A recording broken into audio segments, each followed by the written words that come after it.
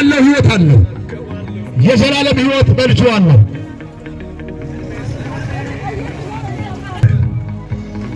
ሰላም ላላችሁ ቅዱሳን ውሏችሁ ላይ ሰላም ይሁን፣ ስራችሁ ላይ ሰላም ይሁን።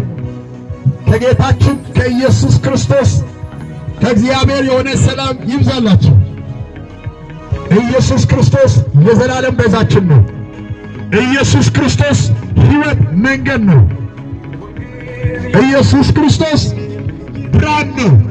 በልጁ የሚያምን የዘላለም ሕይወት አለው። ይህንን ጌታ የሕይወቱ ጌታ አድርጎ ያልተቀበለ በልጁ ያላመነ ሰው ችግር ውስጥ ነው ያለው፣ ውድቀት ውስጥ ነው ያለው። መጽሐፍ ቅዱስ ሲናገር በዮሐንስ ወንጌል ምዕራፍ 12 ላይ ለተቀበሉ በስሙ ለሚያምኑ እነሱ የእግዚአብሔር ልጆች ይሁኑ ዘንድ ሥልጣንን ሰጣቸው። በልጁ የሚያምን የዘላለም ሕይወት አለው።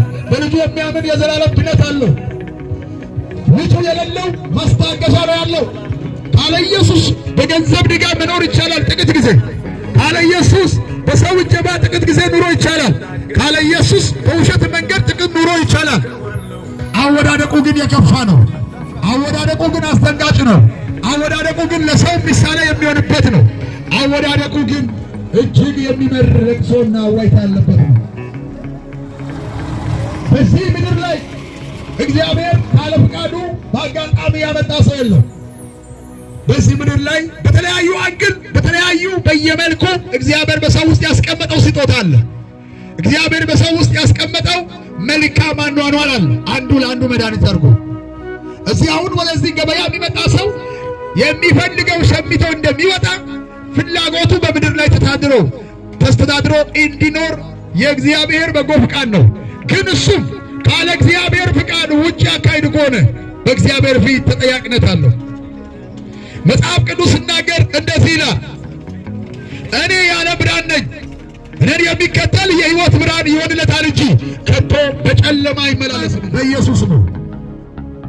መጽሐፍ ቅዱስ ሲናገር እንዲህ ይላል፣ እኔ ያለ ብርሃን ነኝ፣ የሚከተለኝ የሕይወት ብርሃን ይሆንለታል እንጂ ከቶ በጨለማ አይመላለስም። ዮሐንስ 8:12 ላይ ኢየሱስ ክርስቶስ የዓለም ብርሃን ነው።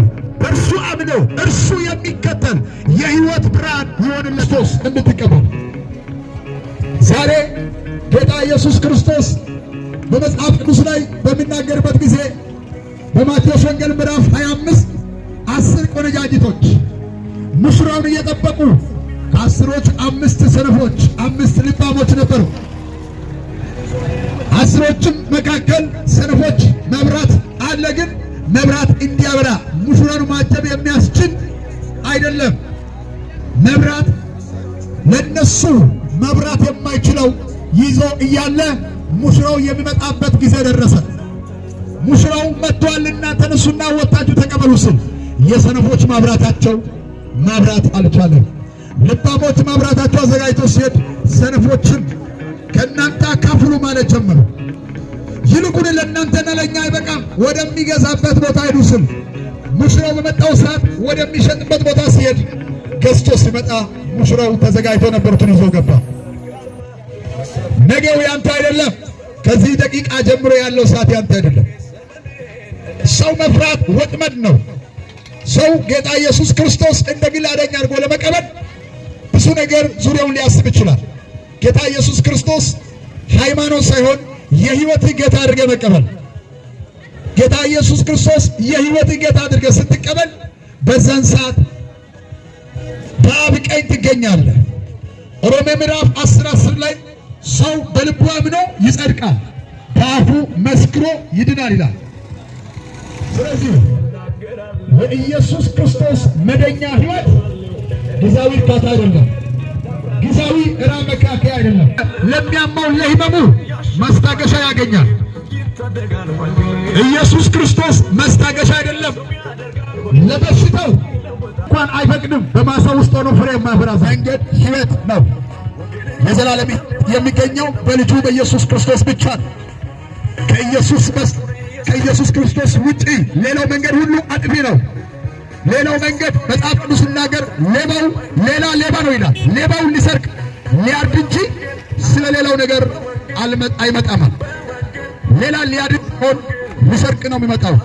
ሌባ ሊያድን አይመጣም። ከሱ ውጪ ሁሉ መንገድ አጥፊ ነው። የዘላለም ሕይወት ያለው በኢየሱስ ክርስቶስ ነው። ልጁን የተቀበለው በልጁ የዘላለም ሕይወት አለው። አዋጅ! መዳን በሌላ በማንም የለም። ለሰዎች የተሰጠው ስም ይህ ስም ነው። በኢየሱስ ክርስቶስ የሚያምን የዘላለም ሕይወት አለው። በኢየሱስ ክርስቶስ ያላመነ ሰው የዘላለም ሞትን ያገኛል። የዘላለም ሞት ልጁ ነው። የዘላለም ሞት ያለው ግን በመዳን ይገኛል። ስለዚህ የመዳን ቀን ዛሬ ነው። ነገው ያንተ አይደለም። ነገው የራሴ አይደለም። ቀጣይ ጊዜ ያንተ አይደለም። እመጣለሁ ይላል። በማንኛው ሰዓት እንደመጣ ከቶ አታውቁም ይላል በመጽሐፍ ቅዱስ ላይ በማቴዎስ ወንጌል ምዕራፍ 25 ላይ 10 ቆነጃጅቶች መጽሐፍ ቅዱስ ይናገራል። ከነሱ 5 ሰነፎች 5 ልባሞች ይላል። ሰነፎች በምን ሰነፍ እንደሆኑ መጽሐፍ ቅዱስ ሲናገር በኩራዛቸው ላይ መብራት እንዲያበራ የሚያደርግ ነገር አልነበረም። ባዶ ሆኖ ጌታ ኢየሱስን ባዶ ሆኖ ይጠብቁ ነበረ። ሙሽራው ዘገይቷል ብሎ ሲጠብቁ የሚመጣበት ውካታ ሲሆን የነሱ ብርሃናቸው ለመብራት ሲፈልግ መብራት ቀበሉ። ሰነፎች ደግሞ መብራታቸው ሊጠፋ ነው፣ ከእናንተ ያካፍሉ ብሎ 5 ልባሞች ሲጠይቁ እናንተ ገዝታችሁ ተጠቀሙ፣ ይሄ ለእናንተና ለእኛ ባይበቃሳ ለመግዛት ቆርጦ በሄዱበት ሰዓት የተዘጋጁትን ሙሽራው ወስደው ወደ ሰርጉ ገባ። በሩም ተዘጋ። ከዛ ገዝቶ ተዘጋጅቶ ሲመጣ ክፈትልን መጽሐፍ ቅዱስ ሲናገር በማቴዎስ ወንጌል ምዕራፍ 25 ቁጥር 14 ለሰጠበት 3 ሰዎች እናያለን። ለአንዱ 1፣ ለአንዱ 5፣ ለአንዱ 2 ሰጠ። 2 የተቀበለው ሄዶ ነግዶ አተረፈ። 1 የተቀበለው ግን ቀበረ። 5 የተቀበለው አትርፎ ጠበቀ። ባሪያው መጥቶ ሲቆጣጠር 1 የተቀበለው ገንዘቡን ቀብሮ ነው የጠበቀው። ስለዚህ ጌታ ኢየሱስ ክርስቶስ ሲመጣበት በምን ላይ ሆነ ይሁን ነገው ያንተ አይደለም። ኢየሱስ ክርስቶስ አፍ መስክረህ በልብ አምነህ የዘላለም ሕይወት እንድትቀበል የመዳን ቀን ዛሬ ነው። በድነት ላይ ማንም አያገባም። ወዳጄ ሃይማኖት ያንተ ነው። ያንተ ጸሎት ለራስህ ነው። ባንተው ሌላ ማንም አያገባም። ሃይማኖት ወይም ሊያድን አይችልም። መጽሐፍ ቅዱስ ሲናገር ያ 1 መክሊት የተቀበለው የታለው ስም ገንዘብን ቀብሬዋለሁ። አንተ ኃጢአተኛ ባሪያ ገንዘብን ለለዋጮች አደራ ሊሰጥ በተገባ ነበረ፣ ከነትርፉ ይወስድ ነበረ አለ። ስለዚህ እግዚአብሔር አምላክ ካንተ ውስጥ ያስቀመጠው ቀብረ እንዳትኖር ወደ ጌታና ኢየሱስ ክርስቶስ እንደ ግል አዳኝ አድርጎ የተቀበለ ማንኛው ሰው የዘላለም ሕይወት አለው። ክርስቶስ ሃይማኖት ሳይሆን ሕይወት ነው። ክርስቶስ ሃይማኖት ሳይሆን ሕይወት ነው። ዓለምን ሊያድን የተሰቀለው በዓለም ላይ ያለው ቁስ አይደለም፣ አንተ ነህ። ጌታ ኢየሱስ ክርስቶስ ዓለምን የወደደው ከተማ ሳይሆን በአምሳሉ የተፈጠረው ትውልድ ነው። ስለዚህ በአምሳሉ የተፈጠረው ሰው ሁሉ ፈጥሮታል። ግን ውርስ የሚገኘው በልጅነት ነው። ማውረስ የሚችል ልጆች ስንሆን ነው። ስለዚህ ሰው ሁሉ የእግዚአብሔር ልጅ ሳይሆን የእግዚአብሔር ፍጡር ነው። ልጅነት የሚገኘው በማመን ብቻ ነው። በእምነት ወደሚገኘው ወደ ኢየሱስ ና። ከኢየሱስ በስተቀር ሌላ ሁሉ መጽሐፍ ቅዱስ ሲናገር ሌባ ሊያርድ ሊያጠፋ እንጂ ስለ ሌላው ነገር አይደለም ይመጣው ይላል። ሌባ በሚሰርቅበት ጊዜ አስጨንቆ ሳይሆን አታሎ ነው። ሰይጣን አታሎ ትውልድን ይበላል። አታሎ ወደ ጉድጓድ ይወስዳል። አታልሎ ወደ ሞት ይወስዳል።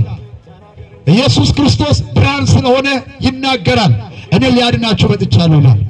እኔ ሕይወት ሊሰጣችሁ መጥቻለሁ ይላል። ዓለም እንደ ማር ትጣፍጣለች፣ ውስጧ ግን መራራ ነው። ማንም ወድቆ ማያለቅስ ማን አለ? ነገው ያንተ አይደለም። ኢየሱስ የሕይወት ጌታ አድርገህ ተቀበል። መስቀሉ ቃል ለሚጠፉ ሞኝነት ነው፣ ለእኛ ግን ለምድኑ የእግዚአብሔር ኃይል ነው ይላል። 1ኛ ቆሮንቶስ ምዕራፍ 1:18 ላይ ለሚጠፉ የመስቀሉ ቃል ሞኝነት ነው፣ ለእኛ ግን ለምንድነው የእግዚአብሔር ኃይል ነው። እናንተ ሸክም የከበደባችሁ ኑ ወደ እኔ ኑ እኔም አሳርፋችኋለሁ። ከጭንቀት የምትድንበት፣ ከሕይወት አደጋ ከነፍስ ጥያቄ ነፃ የምትወጣበት መጽሐፍ ቅዱስ ሲናገር በእርሱ የሚያምን ሁሉ እንዲድን እንጂ እንዳይጠፋ እግዚአብሔር አንድያ ልጅ አሳልፎ ሰጥቷል። መስዋዕት ተደርጓል። አንድያ ልጅ መስዋዕት ተደርጎ ተሰጥቷል። ስለዚህ ይህንን ጌታ የሕይወቱ ጌታ አድርጎ ለመቀበል በአፉ መስክሮ ሰው ይድናል፣ በልቡ አምኖ ይጸድቃል። ስለዚህ ከዛሬ ጀምሮ ኢየሱስ ክርስቶስ የሕይወት ጌታ አድርገህ እንድትቀበል ሃይማኖት አያድንም። ከኢየሱስ ውጭ ሌላ ሁሉ ወደ ጥፋት የሚወስድ ነው። ከኢየሱስ ውጭ በኢየሱስ ክርስቶስ ውስጥ ሆነው ከግንዱ ጋር ተጣብቆ ፍሬ የሌለው አባቴ ያስወግዳል። ስለዚህ የመዳን